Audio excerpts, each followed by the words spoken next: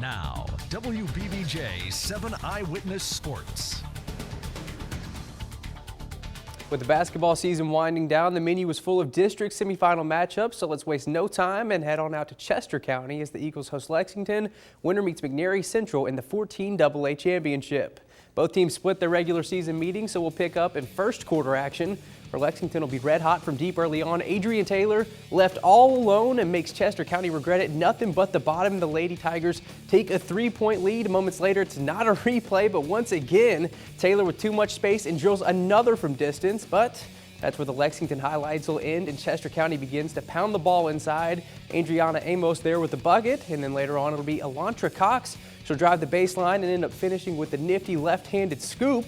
Chester County survives and advances. Final score 45-34. And a look at some of the scores on the boys' side. Lake County nearly pulls off the massive upset against Humboldt, but the defending state champion Vikings prevail 65-60. Haywood stays true and does what they've been doing all year long and just win as they steamroll Covington 68-55. And on the girls' side, Jackson Christian defeats Scotts Hill by 15 to advance to the district championship, and Middleton holds off Riverside for a 60-52 victory.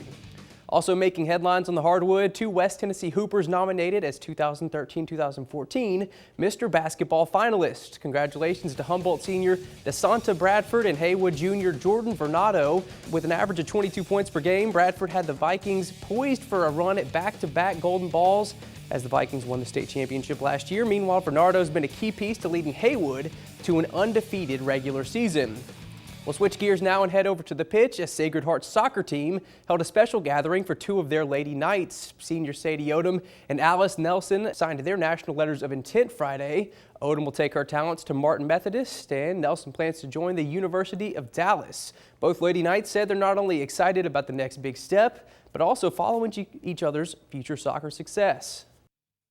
Today has been very, very exciting. I've been dancing around the house and around school and laughing all day, and it's really great to have the support of all my friends and all my family. They've been there for me since I was about 4 years old playing soccer. Our soccer team was one big family, and I'm going to miss each and every one of them and everything that they brought to the team. And you don't have to look very far for one of the best cheer teams and dance teams in the country. Jackson's own Southern Extreme All-Stars are no stranger to the national spotlight. WBBJ 7 Eyewitness Sports reporter Justin Walters has the story. Southern Extreme All-Stars represent more than just dances, cheers, flips, and toe touches. The Big Blue Storm embodies discipline and talent in one. We do bring a different flair. I mean, we're from the South, so when we go to competitions in the North, they're like, who is that team? Southern Extreme coaches like Travis Franklin train athletes from ages 4 to 18. Every practice is treated like a full-time job. So we push for technique a whole lot, and that's why we finish at some of the places that we do, at some of the biggest competitions in the United States in the high ranks. Next up for the Big Blue Storm is Chair Sport Nationals this weekend, the largest chair and dance competition there is. They know who we are, we know who they are, so we're not going to back down from them. Although Franklin admits to wanting to avenge last year's second-place finish, he tells his team not to let a trophy dictate who they are.